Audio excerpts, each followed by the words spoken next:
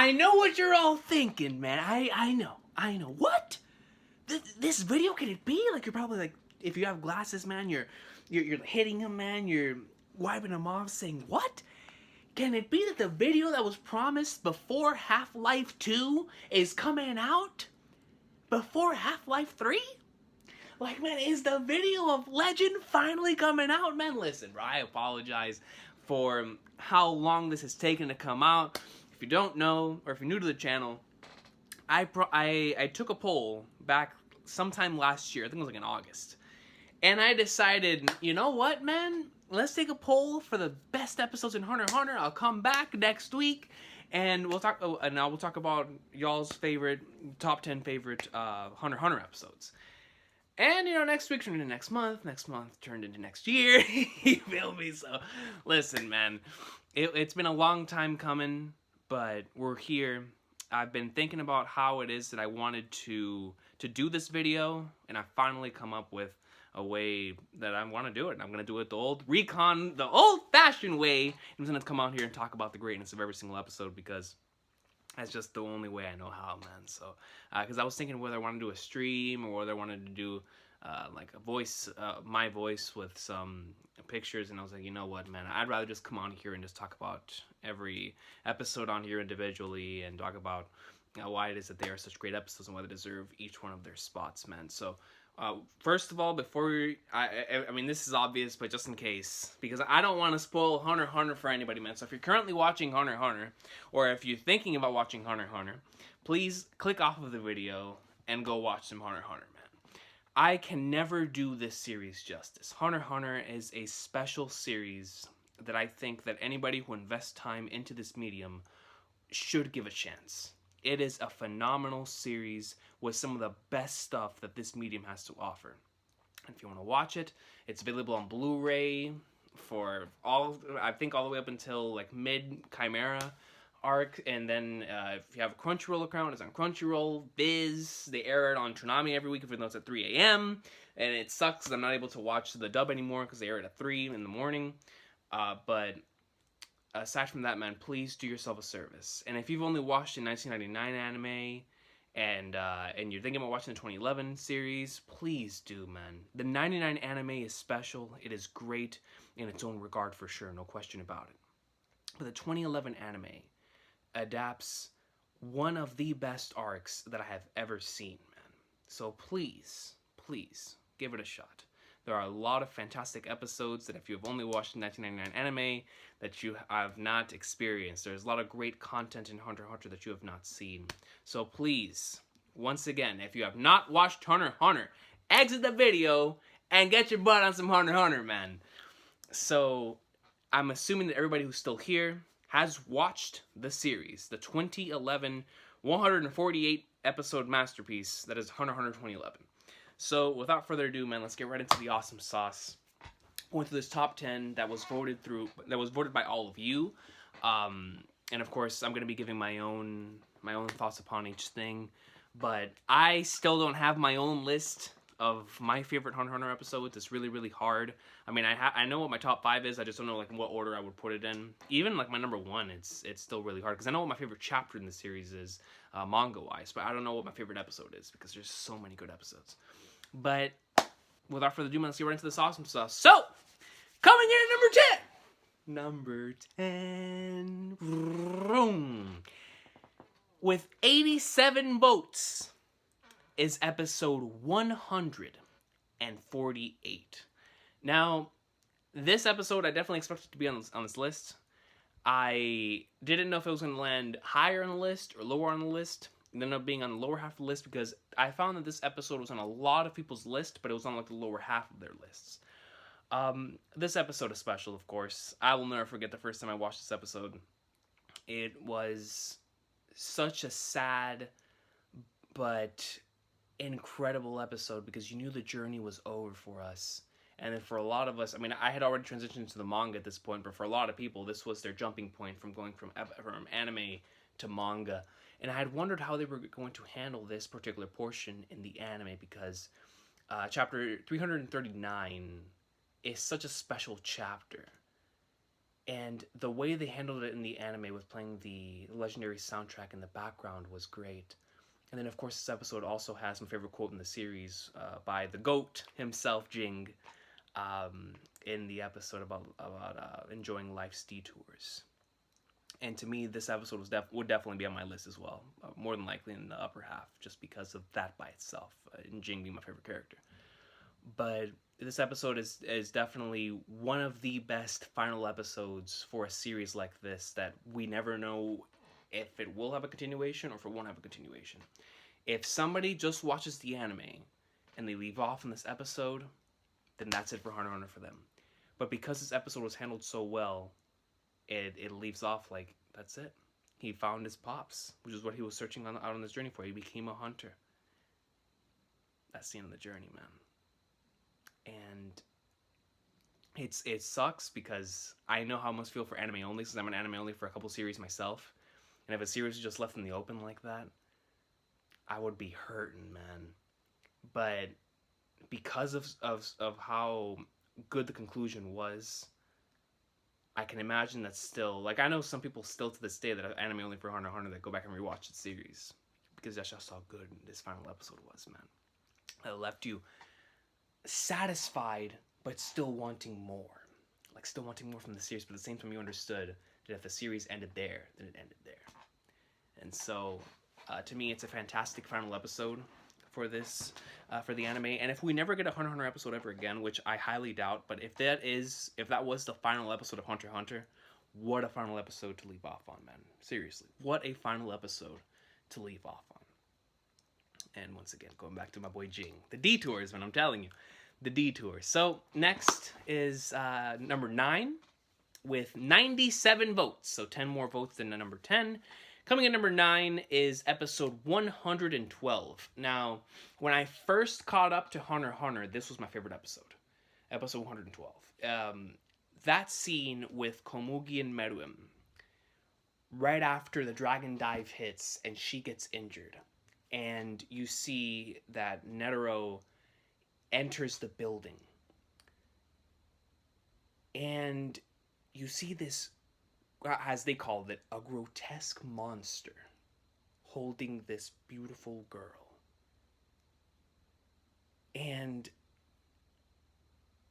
bro, the style and the visual choice to show everything in black and white, the gungi table on the floor, broken in half, pieces all over the floor, Komugi's blood coming out from right here, Meruem holding her, and when Meruem looks up, it's just a black face, like just nothingness, and everything just stops.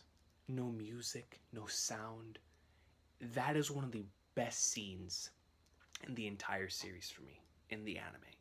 That is taking full advantage of your medium to evoke emotion in your viewers. And every time I watch that scene, I always get chills. I always get chills, especially with all the build up until that point and how much I care. Actually, going back and rewatching it after finishing the series, it hits even more, knowing how important Komugi and Meruem are to each other. And seeing that scene, that to me, that episode was my favorite for a long time. It really, really was. And then, of course, we got a plethora of amazing episodes through rewatches, but episode 112 is still in my list. I love that episode. It is such a well-directed episode, such a well-adapted episode, but that scene in particular, and then when the narrator kicks in, man, and by God, I mean, just talking about it makes me want to go back and rewatch it right now. Like, it's a fantastic episode, and man, like, just thinking the music in my head, that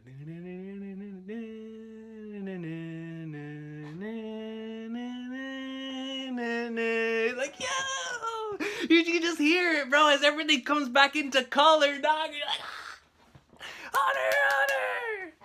So that's number 9, man. Episode 112, fantastic episode. I love that episode, bro.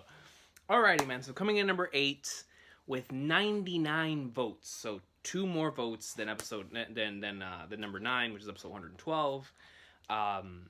Which once again tells me, man, every single vote was important, and you will see that going up this list. Every single vote counted, man. So coming in number 8 is the legendary episode 85, man, which still to me to this day, it saddens me that this is the only moment in the entire series that got spoiled for me.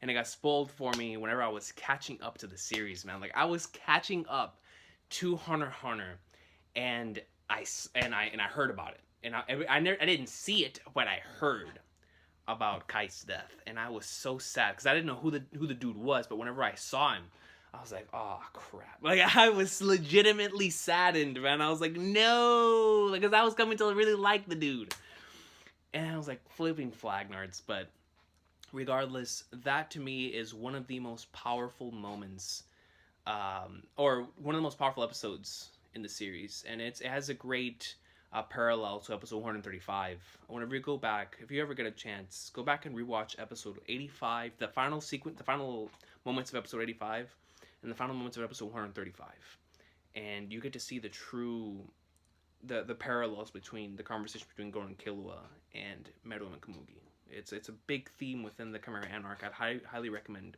watching the end sequence of those two episodes. But the final scene with Neferpito holding Kite's head, even with me knowing what had happened, that scene stuck out in my mind for so long. Hell, to this day, it still sticks out in my mind. As somebody who truly wishes to one day release a story to the world, that is a symbol. Like, whenever you think of Kite and or Neferpitou, that is one of the first things that come to mind. That's an impactful moment right there, man. And I made a video on it last year about how Togashi set up the Royal Guard and set up Meruem as these powerful figures through the narrative, rather than, like, he did both showing and telling in a very, very impressive way. But Neferpitou in this episode in particular, after seeing what Kite had done in the previous couple episodes, and then in this episode seeing Neferpitou do what she did to Kite, by the heck, bro, it raised the danger level way higher. And when Netero later on in the episode said that she's even stronger than him, the threat level was at the highest level we had ever seen in the series at that point. But man, those scenes with Kite and Gon about to lose it, Killua knocks him, oh man, just so much tension and the build up, and then the stuff after, you're like, where is it gonna go from here? Because up until that point, the Chimera Ant arc had been going at such a steady pace of what we knew exactly what was gonna go on. But when that hit, I was like, jeez, what is gonna happen now? So it was a massive turning point in the arc, and like I said before, that final scene with Pitou holding Kite's head is one of those scenes, one of those frames, just like the one with Gon and Jing on top of the tree, the one in episode 112 with Meruem holding Komugi, the scene of this episode that almost everybody remembers after finishing it, which was every freaking thumbnail on YouTube at the time, was Neferpitou holding Kite's head.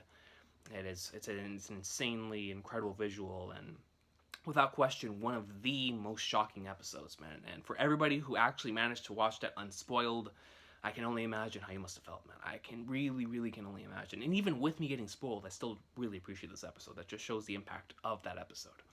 So, once again, that was episode 85 with 99 votes. Now we're reaching into the 100 votes, man. So, coming at number 7, this is... I don't know what my number 1 is, but in the conversation is this one. This episode's in my top 3. Without question. There's like a couple episodes that are like in there that I think about. This episode is probably one of, if not my most rewatched episode.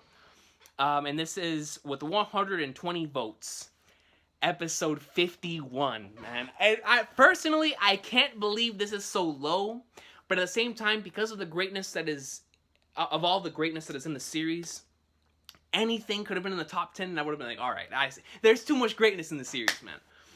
But episode 51. Where is it, man? I know I've got it around here somewhere because I continue to move all my stuff around, especially that volume. This legendary greatness right here, man. Episode 50 flipping 1, man. I think that this was the episode. I mean, I had already... I credit episode 32 as being one of the key episodes that may be a part of the series. The final sequence of that episode. And, but I always go back to this one. episode 51 as being, that was the moment that Hunter x Hunter became one of my favorite series that I'd ever seen. Because in one episode, I mean, throughout the course of the arc, of course, I had come to really love the Phantom Troop. The Phantom Troop carried this arc for me, and which is hard for me to say because everyone's had such an incredible role to play, from the main characters to the other characters, but the Phantom Troop were the true stars of this arc. And out of everything that they had done so far in this arc, and out of all the episodes, this episode stuck out to me so much. Chrollo with that insane amount of... Bro, did you see my man's suit? That is by far my favorite character design, not only in the series, but one of my favorite character designs in anything, period. Chrollo in the suit with the hair down and the headband, bruh.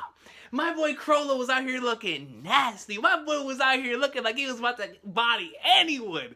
Because he had the look of, man, he could get any female he wanted, but at the same time, he could body you on sight, dog. And I was like, yo, Chrollo's the GOAT. That's my flipping GOAT right there, man. Even though Jing is technically my GOAT, but Chrollo's right under him. You feel me? That was my two favorite characters. But this episode, every time I look back on it, it's just Chrollo, man. Flipping Chrollo. Before I get to the rest of the troop, in one episode, we got to see exactly what kind of character he is. We got to see how impressive his skills are, with the fact that he was able to move so fast, not even the security camera could follow him. His some of his den abilities. And then, of course, we get my most rewatched scene in the entire series, whenever Chrollo tells them all to run wild, and he plays the Requiem for Uvogan. That scene right there, man, it made me a tard for life. For life. And then, notice I didn't even put that last.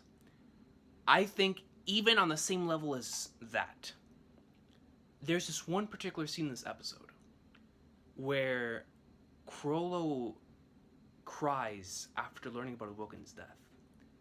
That has stuck out to me from the moment that I watched it up until this very day. I look back on it, and I always hear people say, specifically people who don't like the way Togashi tells his stories, I always hear people say how Togashi is more about tell and not show, how he uses his narrator too much, he uses his dialogue way too much, and he doesn't know how to show and not tell.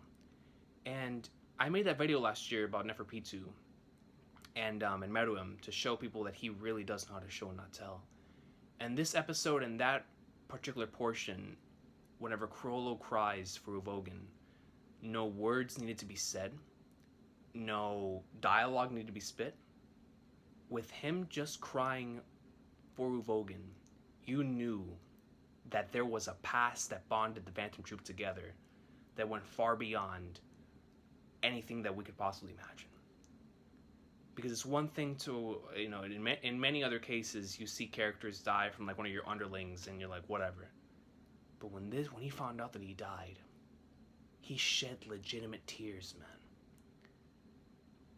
And this is coming from the boss of the main antagonist group of this arc. That to me changed my whole perspective on Chrollo. It changed my whole perspective on Hunter x Hunter. Because up until this point, Hunter x Hunter was a very morally gray series anyway. But that moment, when Chrollo cries after learning about Uvogan's death, changed the entire series for me. It really, really did. And it's such a small thing. It's such a small thing. But it goes a really, really long and far way. It really, really does. And it's something that I feel like it sucks whenever, for example, when somebody's attempting to write a book, and you have somebody editing way too much, saying, oh, you need to take this out, and this out, and this out. I feel like that would have been one of those scenes that somebody would have told them to take out. And to me, a scene like that means much more than anybody can ever imagine. Because that scene by itself, even if we wouldn't have had the rest of the episode dedicated to Chrollo, just that scene right there would have been enough to sell Chrollo for me. And what kind of character and what kind of individual he is. And I love that scene, man. But going back to the Requiem. By God, that is one of the most beast scenes I have ever seen in the history of this medium. If I ever make a top favorite scenes, just scenes, not episodes, scenes, that is like, bro, that's top 3. I don't care. That is, bro, a requiem for a man that lost his life in battle for you, and you decided to go on an all-out massacre for this man. And the fact that that legendary ending 2 didn't play in the episode, but instead it was the Troops theme, or not even Troops theme, it was Riot, technically. The Troops theme is not the same thing, but Riot playing while this man's Crollo's doing his dog. I mean, it's the flipping requiem. Does anything more need to be said, man? Does anything more need to be said? One of my favorite episodes in the series, the episode that I always go back to saying that was it. That's whenever I became full-blown 100% Tard. Even though I started with 32, but 51, man. I love that episode. Love Crollo. I love Hunter x Hunter. So let's continue, man. Let's continue on with the video. Coming in at number 6, we have with 144 votes, episode 111, man. Also known as the legendary Dragon Daivu episode. Now, this episode I have a lot of respect for the way that it's very different visually from the rest of the series. Aside from the Gyro episode, this is the most unique when it comes to the way that it tells its flashback in cohesion with what's going on in the actual series itself. And I love how Togashi handled the perception of time in this episode with whenever the Dragon Dive is falling down and you see Neferpitou, and it's balancing time and speed, really showing you how fast this thing is dropping and how fast these camera ants actually are. And I love how it's taking place after, because this entire thing's based on time once again. They have a limited amount of time to invade the palace. Directly after Dragon Daivu. Once again, they go back to the perception of time. You have Neferpitou coming up in there and using the same technique that she used with Kite, and now she's falling in midair. And you see truly how fast the Dragon Daivu is. And I just love how Madhouse, first of all Togashi, but how Madhouse really did focus on that aspect, because that was very, very important. Very, very important for that particular moment and that particular point in time. But Netero's flashback, handled very, very well. One of the coolest portions of the arc, and really gives you that well-needed backstory before he eventually fights Meruem. But that episode was fantastic. Just seeing how Netero became the man that he is, seeing the amount of hard work and training that went into that, and I always appreciate how Hunter x Hunter tells its flashbacks. Especially after having seen the Gyro flashback early in the arc, Netero's flashback was on that same tier. I mean, I wouldn't necessarily on the same tier, because the visual direction of Gyro flashback I think might be untouched in the series when it comes to flashbacks. But the Netero stuff is really good, and just that entire episode and its visual direction is it's unbelievable. It's really well done, man. So that's episode 111, man, with 144 votes. Now we're going to top 5, man. Now we're going to top 5, and this is one hell of a top 5, man. So, coming in number 5 with 197 votes, so really close out of the top 10, or I'm sorry, out of the top 4, or not top 4, out of 200 votes, 200 votes. Man, see, talking about the Requiem, it's throwing me out. It's throwing me out of the start thing. I get too hyped when I talk about the freaking Requiem, man. But anyways, episode 5. See, I'm telling you, my brain is fried, and I blame this. I blame this, man. So, coming in at number 5 with 197 votes is episode 47. Now, this, to the majority of us, is known as the Kurapika vs. Ubogan episode. This episode right here had some of the coolest fighting choreography that you will find in the series, man. Kurapika and the way he utilizes his ability is absolutely disgusting. My man brought a shovel to the battlefield because he knew he was out here to body someone, dog. That is the truest representation of me saying in a sentence what this episode is. My man brought a shovel. He conjured a shovel because he knew he was going to catch a body. That's it. That's it, man. Fantastic episode with the build-up that was going up towards this episode with the Shadow Beast and building up the troop and building up Uvogan. We get this, finally, Kurapika, one-on-one against a troop member. We get to see his resolve in play, his abilities in play, and just how devastating he actually can be, all in one episode, man. Fantastic, amazing. Uvogan gets pwned, and whenever he actually dies, and the color sequence goes from black to white, and you get that close-up of Kurapika's eyes, one of the coolest sequences in the arc, man. Fantastic stuff. Kurapika was a boss. Still is a boss. But that's whenever we knew this man was truly about it. Because there's some people that are kind of about it. This is when you knew that Kurapika was about it. Like, Kurapika is not just some half Avenger. Kurapika gets in front of what he wants to avenge. My boy's gonna go and look swimwear. And this is when we knew. After seeing Vogan handle all the Shadow Beasts, the Big Bang, my man was going ham. We knew how devastating this dude was. But after Kurapika took out Vogan, that's when we knew that his resolve was something serious. Because he saw the other thing with Vogan first, head on. He saw it, bruh. Like, he knew of it. And this fact that he still wanted to throw hands with Vogan. Come on. Freaking beast episode. Episode 47, greatness, man. Top 4. Cameron, our greatness, man. Here we go. I just rewatched this episode last week. I think it was last week. Yeah, I think it was last week. With 255 votes.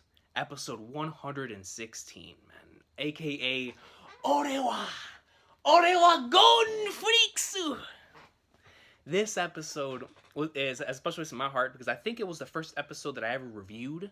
Because at the time I had been doing like catch-up episodes, catch-up videos for like each arc and whatnot on the old channel, and then I think this was the first episode that I decided to review, and then I did that up until the end of the series. I think that's how it went. I might have done episode 112, but I don't remember. All I know is that I remember doing 116, and when 116 came out, there was so many of us because I was still anime only at the time. And we were just going ham. I mean, I remember being in hangout calls for this episode. Like, yo, we were just hyping it up. It, not only those memories, of course, amplify the rating for me and the experience, because how can it not? But the episode itself, after seeing everything that had gone on in the arc so far, and seeing just the rage that was within Gon, man. And how badly not only he wanted to pwn Neferpitou, but how badly we wanted to see him pwn Neferpitou. And this is coming from a person who loves, who usually prefers the other side. Like, and even in this arc, I was heavily on their side, right? But seeing Neferpitou really laying her pride down for her love and her obedience to the king, and going even as far as to breaking her own arm just so Gon wouldn't kill her. And that fear that she had of Gon at that point in time, and the visual, the way that the storyboard managed to, just to put some context into what I'm about to say. Have you guys ever noticed that, like, for example, in a movie, I'll use Star Wars as an example because all of us have watched Star Wars. They always show Darth Vader in a camera angle from below. They will never show you Darth Vader in a camera angle from above. Why? Because you're meant to look up at him as a sense of fear. Like, you're looking up at this dude. He's taller than you. He's above you. He's mightier than you. So that's a pretty common thing that they do in film. What I love so much about how 116 handles it is that almost every single shot that we get of Gon is either from below or from the side. And whenever we do actually get a shot from above, it's like from Killo's perspective, which is very, very interesting. I recommend you go back and watch the episode just to see how they handle that, because that's a really nice touch. But, so, we get to see Gon and how he's trying to hold this in. He's even fighting with Killo, because he even goes as far as to tell Killo that he didn't love Kite as much as he did. Because, I mean, it must be so easy for you.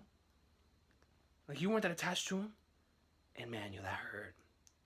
And when the episode ends, man, you see Killo. Oh, leave, bro. That was painful, man. But shout out to Gon's voice actress for going ham. This episode, one of the best voice acting performances that I've seen in a series. It was fantastic. But man, dude. I mean, just that visual with Neferpitou bowing and going below just so that she could still continue to heal Komugi. And you have Gon right on top of her, trying so hard not to explode. And he's just so mad because he wants to take this anger out on somebody and he can't. And here's the person that killed Kite right in front of him and he can't do anything about it. And it's like, man, dude. And then Killo finally gets into his brain. He's like, yo, if you kill her, she can't bring back Kite.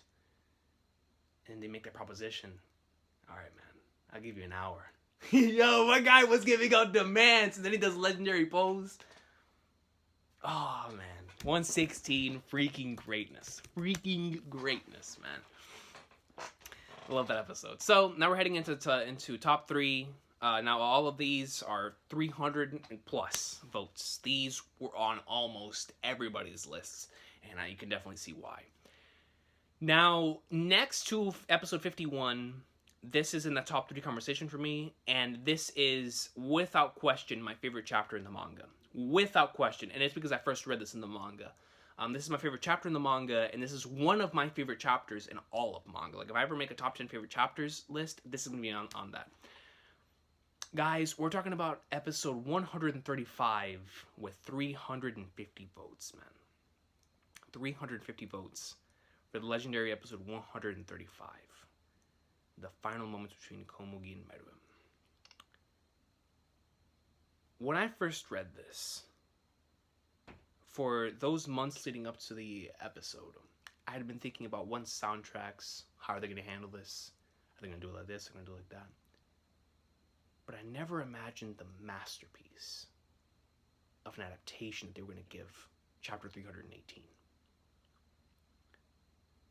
When I read that chapter, which was nothing but black backgrounds and white text for 16 pages, and 2 pages of Komugi holding Meruem's dead body, and Komugi herself with a close-up to her face, seeing that she's still with him, that made me legitimately shed tears when I first read it. To once again shedding tears, but because of the beautiful voice acting, the beautiful soundtracks, and knowing all the build-up that I'd taken up until this point in time in the anime, and to actually see it with my own 2 eyes in animated form, was so beautiful, man. Their relationship, Komugi and Meruem's relationship, out of all of the aspects of the Anarch that I love about it, that is my favorite aspect of it, man. The relationship between those 2 characters. And having this entire episode dedicated to them in their final moments, and seeing just how much she had changed him. And once again, I'm talking back to those parallels with Gon and Killua in episode 85. But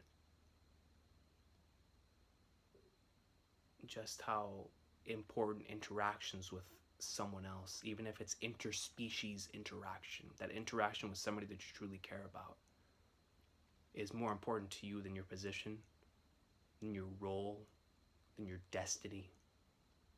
It's powerful stuff, man. Like, Meruem himself was a guy that was born to rule. Was the guy that was born to be king. And at the end of the day, he chose to spend his final moments together with the person that he loved, rather than to carry out his role and his destiny. He didn't despise it. He knew he was going to die. And before he died, he wanted to spend those final moments with the person he cared about, which is the most human thing I've ever seen. And that was beautiful, man. I love that chapter. I love that episode. Without question, one of the best episodes in the series. And once again, it's in the top 3 conversation for me with 51. It is, without question, the most emotional moment in the series for me. And definitely deserving of a top 3 spot on this list. And so, I mean, that's freaking episode 135. You know what I'm saying? So, coming in number 2. Now, when y'all see the difference in votes, you're going to realize just truly how much every vote counted. Episode 126, which is number 2, got 393 votes. 393 votes. Wait until I tell you what number 1 got. Which you can already tell what number 1 is, if I haven't said it so far. But episode 126 is number 2. This is the 3rd episode for me in that ring of like 3 of the 3 episodes that I always think of whenever I think of like my 3 favorite episodes. Episode 26 was the final episode that I watched as an anime only. And episode 1, I think, or it was 127, but regardless, it was one of the final episodes. I think it was the final episode. Because I remember after I watched that episode, if I'm not mistaken, I went to Book Simillion the very same day with my boy Josh, and I purchased volumes 29 to 32 at the store. and then I brought them home. And I read all of them in one night. I think that was for 126. I believe so. I could be mistaken. It could have been 127, but I really do think it was 126. But regardless, episode 126. You know, growing up as a wrestling fan, I primarily, instead of appreciating throwing hands for the sake of throwing hands, I came to appreciate the art behind the throwing hands, the art behind the fight, the choreography behind the fight, the emotion, the emotional value, the motivations, and the sequences. And this episode, after the incredible episode 125, I was like, there's no way they're going to top that. And when I watched this episode that took place in that tomb, aka your tomb, legendary line, took place in that tomb between Meruem and Netero. An insane battle that, I mean, the visual direction for this episode was top tier, man. Top tier. From adapting Togashi's pages to adding their own flavor to the storyboard to the impact between each blow to the revelation of their abilities to the voice acting to the strategy to the desperation to the legendary line.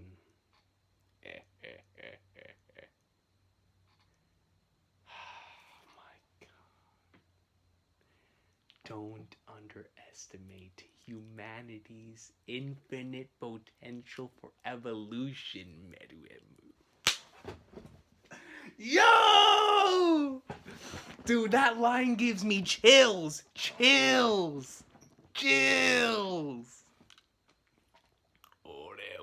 Yo, man. Netero's VA nailed that scene, man. I always say I love that scene, but that VA performance just sent it over the roof. It did. It really, really did. Oh my god, man. Episode 126. If you've watched it, you know why it's this high. Wow. It's just one of those episodes when we look back on and you're like, man, I can't believe that actually exists. You know what I mean? And then we get to this next one, man.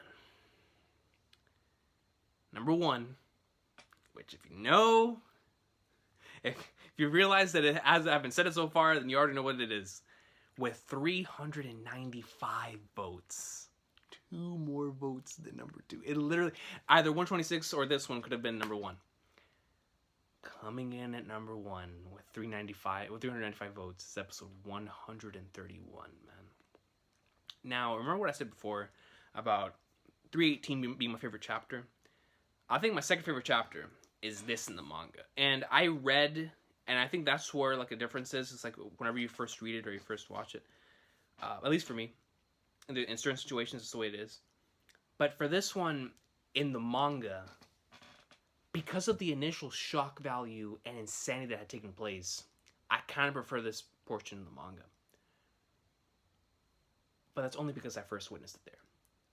For me, I think the superior way of experiencing this has to go to episode 131. Episode 131 is without question probably the most, in this series, and this is a series of well-adapted content, but I really did not expect them to hit this much of a grand slam on these chapters. I mean, obviously it's something that is very important to the series, very huge. The series changes the whole series. But the way the anime handles Gon's transformation, the build-up to it, with the voice acting, the legendary soundtracks with soundtracks like Resetsu playing whenever he says that he doesn't care anymore. And you see the darkness going around, and before he transforms, you get to see the squiggly lines, which I love so much about Togashi's art. They include the squiggly lines with those white circles in the middle, with the hair flowing up in the sky. And you're like, bruh, honey. To the musical placement, arguably my favorite soundtrack in the series, which is the instrumental version for Hyori Itai, the piano version they used in this episode for the finale of the episode. Gon decimating P2 man from the knee to the head strike, Killwood trying to find Gon man, and the massive nukes that were going off. John Ken Gu to the stub, to Gon's initial transformation. I mean, like I said, man, had I probably experienced this first in the anime, this would without question be in my top 3. It's my second favorite chapter in Hunter x Hunter, I think. But regardless, this moment was so massive and so huge that I remember whenever that episode came out, everyone was talking about it, man. This was the moment for Hunter x Hunter, bro. Everyone on the internet, everyone that I knew on YouTube, we all gathered together on one day to discuss this legendary episode, as we should. It is the greatest squash match in the history of this medium, and to this day, Togashi managed to make something that should have been so satisfying to something that we questioned should have happened or not.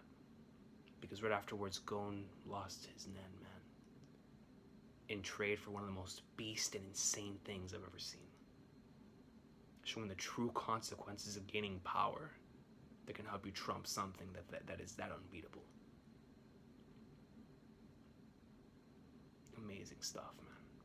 The soundtracks is really what takes the episode for me. The soundtrack and the storyboard for this episode, A1, A1, man. God, I love Hunter x Hunter. I it's like just sitting down here, man, discussing and remembering all this greatness, man. It makes me want to go back and rewatch it again.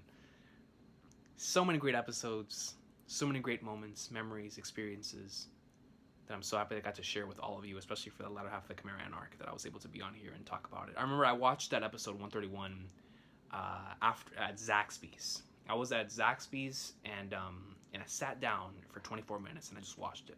I think I got off work and then I watched it, and because it was on a Tuesday, and I watched it on my own, and it was one of the most incredible experiences ever, man. Episode 131. I remember when episode 125 and 126 came out. Me and my boy Firefish Stray, if you guys remember him, just did a hangout call for hours talking about those legendary episodes, man. And then other people would come in, talk about it. But Hunter x Hunter, man, it's delivered so many amazing episodes, so many great memories. But this has been all of your top 10 favorite Hunter x Hunter episodes. The video has finally been made, and I'm so happy I've sat down and recorded it this way because I've just felt more comfortable talking about it this way, man. So I thank all of you for being patient with me. I thank all of you for being fans of this wonderful series alongside me. Long live my boy Togashi so he can continue giving us more greatness for Hunter x Hunter so we can talk about it in the future, man. But this has been the top 10 favorite episodes, or the top 10 episodes according to community response for the poll results of what the community said. So thank you all very much for voting. Thank you very much for being patient with me. Thank you very much for watching this entire video of me rambling about the GOAT. So I hope to see y'all next time. Have an awesome sauce of a day wherever you are, man. Hunter x Hunter awesome sauce. Hunter x Hunter greatness. I want to go back and rewatch some episodes now, man. I can't help it. And I can't because I have to leave here in a little bit, but